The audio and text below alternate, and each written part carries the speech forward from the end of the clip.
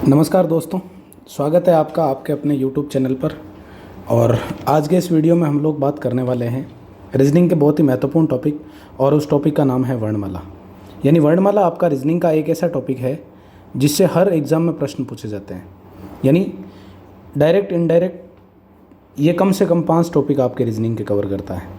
यानी वर्णमाला यदि आपकी स्ट्रॉन्ग है तो आपके रीजनिंग में कम से कम आप मान के चलिए डायरेक्ट इनडायरेक्ट 5 टॉपिक कवर हो जाएंगे। तो चलिए शुरुआत करते हैं।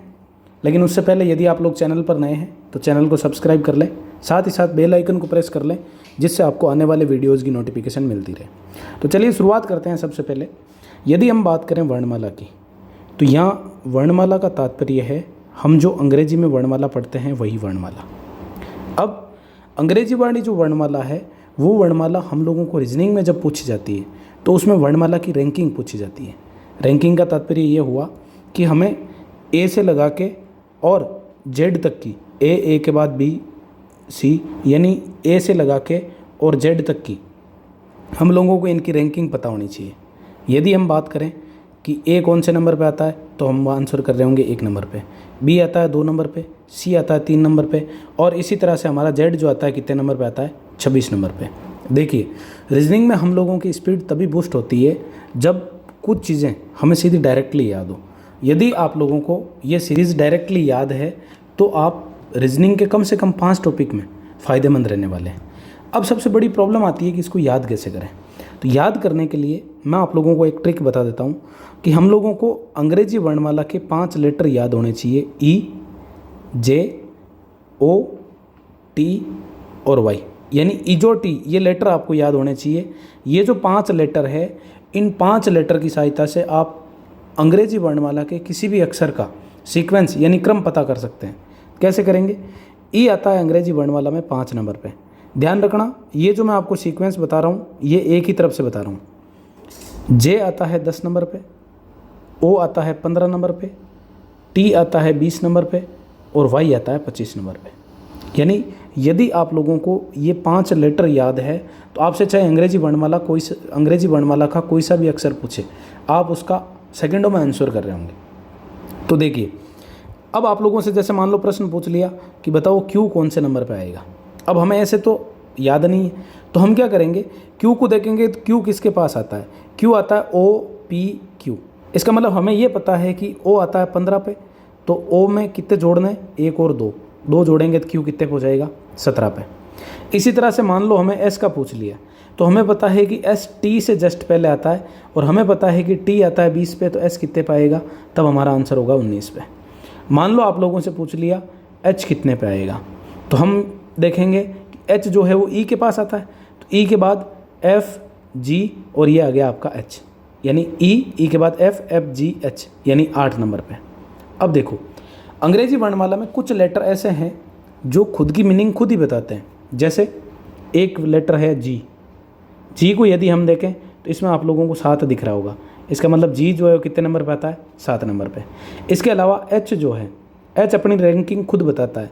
एच को यदि हम दोनों तरफ से पैक कर दें तो ये हमें गणित के 8 के समान दिखाई देता है। और 2 लेटर और हैं, जैसे एक है एम, एक है डब्लू। अब देखो, ये दोनों जो है एम और डब्लू, इन दोनों में हमें 3 दिख रहा है।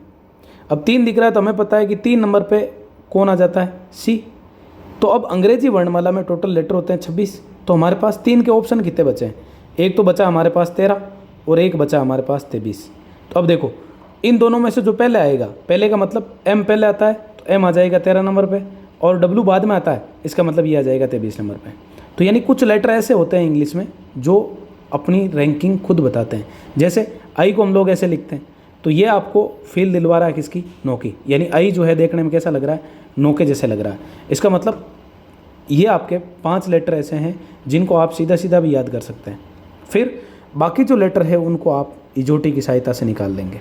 अब आप लोगों को कि सर ये याद नहीं होते हैं, याद करने के लिए केवल और केवल इतना सा करना है कि जैसे आपके पास घर पर इंग्लिश की कोई भी किताब हो, पुरानी नई, या कोई भी मैगजीन हो, उसमें आप लोगों ने देखा होगा कि कुछ पैराग्राफ लिखे हुए रहते हैं। जैसे एक पैराग्राफ लिखा हुआ है वेलकम यू, यानी जैसे एक वर्ड लिखा हुआ है वेलकम यू।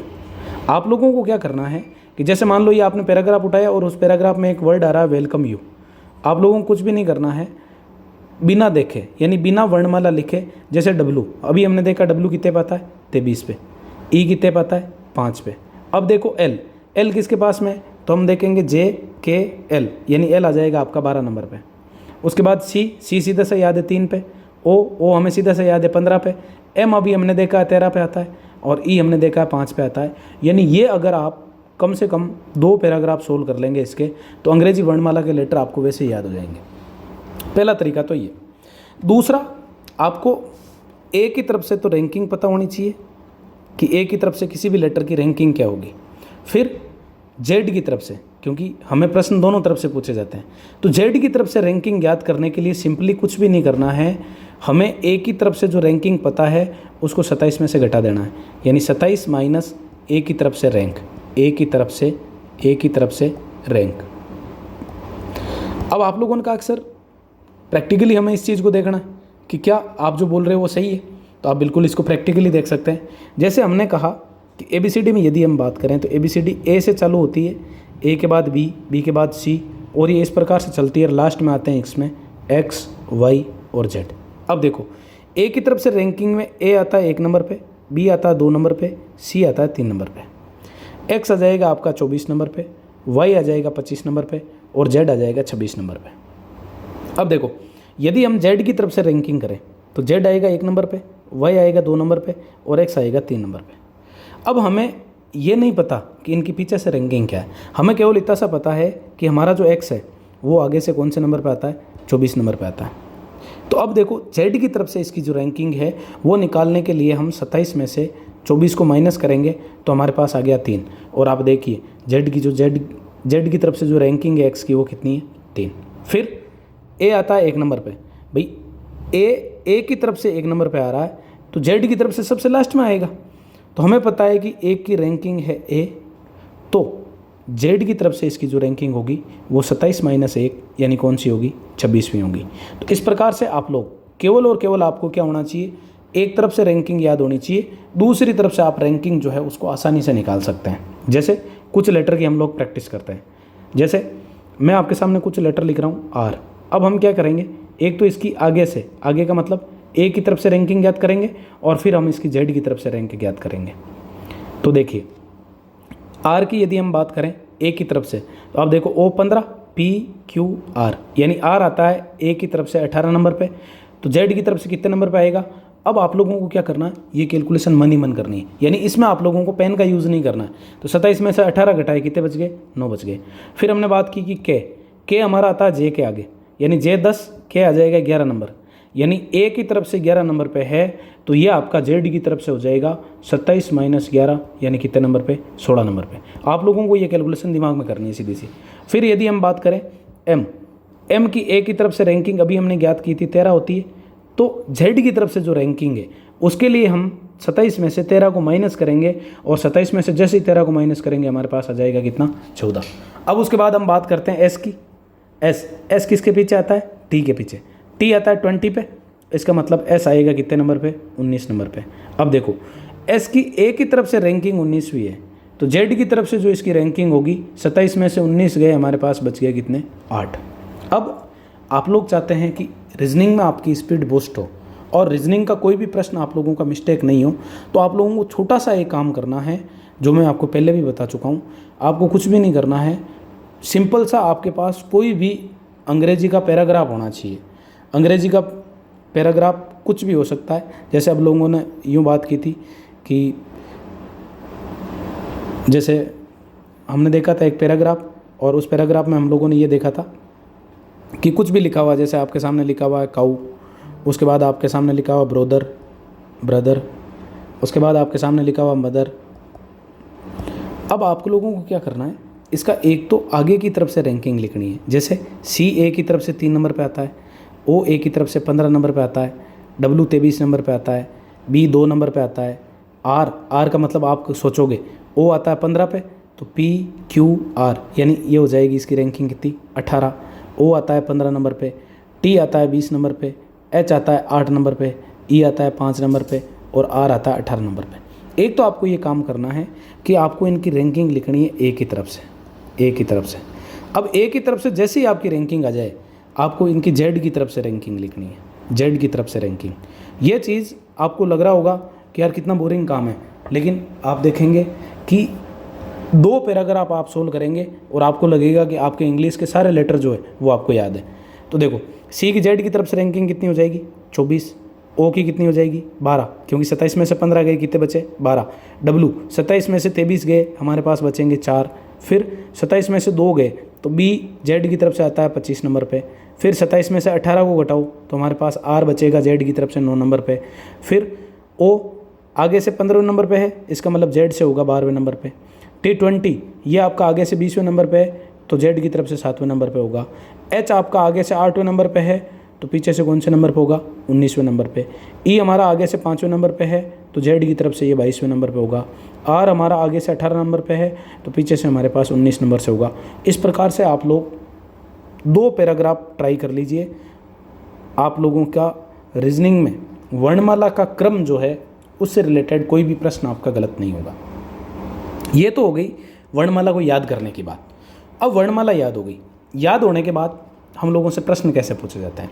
तो वर्णमाला का आज हम केवल और केवल एक टाइप की बात करने वाले हैं, और वो टाइप है आपका वर्णमाला का टाइप 1। और इसमें जो प्रश्न पूछे जाते हैं उसमें पहला टाइप जो है वो आपका डायरेक्शन बेस्ड है, यानी डायरेक्शन बेस्ड क्वेश्चंस।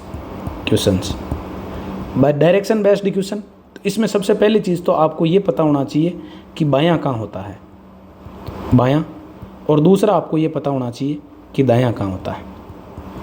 अब देखो, सीधा सिंपल सा है, आपका बायां अंग्रेजी वर्णमाला का बायां होगा और आपका दायां जो है वो अंग्रेजी वर्णमाला का दायां होगा। यानी आप लोगों को कुछ भी नहीं करना है, आपका जो हाथ है उस हाथ को अंगूठे को फोल्ड करते हुए यूँ फैला लेना। जैसे ये आपकी उंगलियां खड़ी रहेगी, ये आपका अंगूठा फोल्ड रहेगा।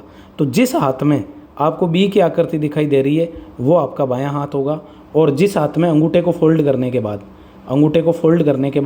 आपको डी दिखाई दे रहा है, इसका मतलब वो आपका दायां होगा। यानी आपका दायां वर्णमाला में दायां होता है, आपका बायां वर्णमाला में बायां होता है। पहली चीज़ आपकी क्लियर हुई। तो अब देखते हैं हम, यदि आप लोगों से बोला जाए कि एक वर्णमाला जो है वो सीधे क्रम में लिखी हुई है, इसका तात्पर्य क्या हुआ? इसका तात्पर्य ये हुआ कि वो ए से शुरू है और जेड पे ख़त्म है, अब इसके बाएं की बात करें तो बाईं तरफ कौन होगा? ए होगा, और दाईं तरफ कौन होगा? जेड होगा। यानी जेड जो होगा इसमें किस तरफ होगा? दाईं तरफ होगा। पहली चीज़ तो ये क्लियर होनी चाहिए। दूसरी चीज़, हमारे सामने जो प्रश्न आता है वो किस प्रकार से आता है और उस प्रश्न को हम लोग कैसे सॉल्व करते हैं, उस पर बात करने वाले हैं। तो उसमें पहले मैं आपको तरीका बताऊंगा कि जिसमें हम लोग पूरी वर्णमाला लिखते हैं, उसके बाद उसको फाइंड आउट करते हैं। फिर मैं आपको बताऊंगा मैजिकल तरीका, जिसमें आप 2 सेकंड में आपसे कैसा भी प्रश्न पूछा जाए उसका आंसर दे रहे होंगे। तो चलिए देखते हैं आगे प्रश्न। जैसे पहला प्रश्न है, आपके सामने अंग्रेजी वर्णमाला जो है उसको सीधा लिखा गया है, यानी ये आपका टाइप फर्स्ट है। टाइप फर्स्ट यानी अंग्रेजी वर्णमाला जैसी है उसको वैसे का वैसे लिखा हुआ है। अंग्रेजी वर्णमाला में कौन सा अक्षर बाएं से 4वें अक्षर के, यानी बाएं से जो 4थे नंबर का अक्षर है उसके दाएं 6 नंबर का अक्षर होगा, यानी 6वां कौन सा होगा। अब देखो, पहले हम करते हैं इसको, जो हमारा ट्रेडिशनल मेथड है जिसमें हम ABCD को लिखते हैं, यानी ABCD, ये ऐसे करके हम ABCD को लिखते हैं। IJKLMNOPQRSTUVWXY और ये Z। अब देखो, प्रश्न को यदि हम पढ़ें तो अंग्रेजी वर्णमाला में कौन सा अक्षर बाएं से, अब मुझे बताओ बाएं कौन होगा? तो आप लोग आंसर कर रहे होंगे कि बाईं तरफ जो होगा वो A होगा और दाईं तरफ जो होगा वो कौन होगा? Z होगा। यानी दायां किधर होगा? Z की तरफ, बायां किधर होगा? A की तरफ। यानी बाएं से चौथा अक्षर, बाएं से 1, 2, 3 और 4 नंबर, बाएं से 4 नंबर पे हमारा जो अक्षर आ रहा है वो है D। फिर इसके दाएं, यानी D के दाएं जाना है, D के दाएं जाना है तो हम Z की तरफ जाएंगे। क्यों? क्योंकि दायां किधर दिख रहा है? Z की तरफ दिख रहा है। इसका मतलब इधर जाएंगे हम 6 लेटर आगे, तो 1, 2, 3, 4, 5 और 6, 6 लेटर आगे गए तो हमें लेटर मिल गया जेड, जे, और ये जे हमारा आंसर होगा। इस प्रश्न का आंसर क्या होगा? जे। और इस प्रकार से हम प्रश्न करेंगे तो कम से कम हमें 1 मिनट लगेगा। कम से कम कितना मिनट लगेगा? 1 मिनट लगेगा। अब मैं आपको बता रहा हूँ शॉर्टकट, ऐसा मैजिकल ट्रिक जिससे आप लोग विदिन 2 सेकंड, यानी 2 सेकंड में आपके क्वेश्चन का आंसर निकलेगा। तो चलिए, उसके लिए आप लोगों को क्या करना है? कुछ भी नहीं करना है। हमें सीधी सी पता है कि हमें रैंकिंग दे रखी होगी, या तो दे रखा होगा बायां अक्षर और उस बाएं के बायां अक्षर दे रखा होगा, या हमें दे रखा होगा दायां अक्षर और उस दाएं के दायां अक्षर दे रखा होगा, या हमें दे रखा होगा बायां और उस बाएं के क्या पूछेगा? बायां अक्षर पूछेगा, सॉरी दायां अक्षर पूछेगा, बाएं के दायां अक्षर, बाएं के दायां अक्षर, या फिर हमें क्या देगा? दायां देगा और इस दाएं के बायां अक्षर पूछेगा।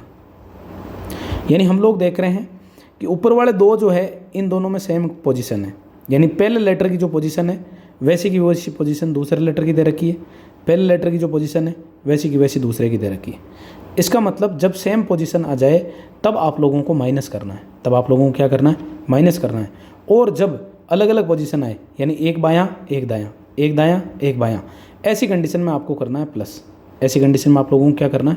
प्लस करना है। अब देखिए, इससे हम इस प्रश्न को सोल्व करते हैं। अंग्रेजी वर्णमाला में कौन सा अक्षर बाएं से? इसका मतलब पहला आया आपका बायां, बाएं के आगे देखो, बाएं से चौथे, यानी बाएं से चौथा, और इसके दाएं, दाएं कौन सा? छठा। अब देखो बायां और दायां, ये दोनों देखो बायां और दायां, यानी दोनों अलग अलग है, अलग अलग है तो दोनों जुड़ेंगे, जुड़ेंगे मतलब 4 और 6 कितने हो गए? 10, यानी 10वां लेटर। अब आपके मन में प्रश्न आ रहा होगा, सर ये 10वां लेटर तो दाएं से भी हो सकता है, बाएं से भी हो सकता है, हम कौन सी तरफ से काउंट करेंगे? तो ध्यान रखना कि आपके हिंदी वाले प्रश्न में जो दिशा पहले दे रखी है, पहले कौन सी दे रखी है? बाएं। इसका मतलब अंग्रेजी वर्णमाला में बाएं से कौन सा लेटर देख लो? 10वां लेटर देख लो, और बाएं से 10वां लेटर मतलब एक ही तरफ से 10वां लेटर, और एक ही तरफ से 10वां लेटर होता है हमारा जय। आगे बात करते हैं अगले प्रश्न पे।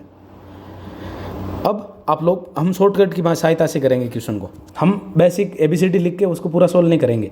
अंग्रेजी वर्णमाला में कौन सा अक्षर बाएं से किस तरफ दे रखा है? बाएं से। बाएं से कौन सा अक्षर दे रखा है? 5वां।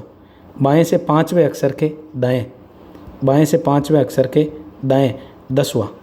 देखो बायां और दायां दोनों अलग अलग है, इसका मतलब इसको जोड़ दो, जोड़ेंगे तो हमारे पास आएगा 15, और ये 15 नंबर हमें बताना है बाईं तरफ से। बाईं तरफ का मतलब एक की तरफ से, एक की तरफ से 15 नंबर पे हमारे पास कौन आता है? ओ आता है। ये हमारा करेक्ट आंसर हो जाएगा। इस प्रकार से आप विदिन 2 सेकेंड, और वो भी बिना पेन उठाए, बिना पेन की सहायता से आप इस प्रश्न को कर सकते हैं। चलिए अगला प्रश्न है आप लोगों के लिए, अंग्रेजी वर्णमाला में कौन सा अक्षर बाएं से? ये देखो आपके पास इधर से पोजीशन दे रखी है बायां, बाएं से 15वें के, बाएं से कौन सा? 15वें के बाएं, आगे फिर से क्या दे रखा है? बायां दे रखा है, बायां, और उसकी रैंकिंग दे रखी है कौन सी? 5वीं। देखो यहाँ पर भी बायां, यहाँ पर भी बायां, दोनों सेम होने पर हम करते हैं माइनस, और माइनस करेंगे तो 15 में से 5 जाएगा, हमारे पास बचेगा 10, और ये 10वां नंबर होगा किस दिशा से? पहली दिशा से। पहली दिशा है बाईं, बाईं का मतलब एक की तरफ से 10 नंबर पे आपका आता है कौन? जे। ये आपका हो गया इसका करेक्ट आंसर। आगे बात करते हैं प्रश्न नंबर 4 की, और प्रश्न नंबर 4 है, अंग्रेजी वर्णमाला में कौन सा अक्षर बाएं से? इसका मतलब बायां, बाएं से कौन सा? 17वां के बाएं, वापिस आ गया बायां, कौन सा? 7वां, यानी बाएं से 17वें के बाएं 7वां, दोनों तरफ सेम, सेम का मतलब माइनस, माइनस का मतलब 10, 10 नंबर लेटर कौन सी दिशा से? बाईं दिशा से। बाएं का मतलब एक ही तरफ से, और आंसर हो जाएगा हमारा जे।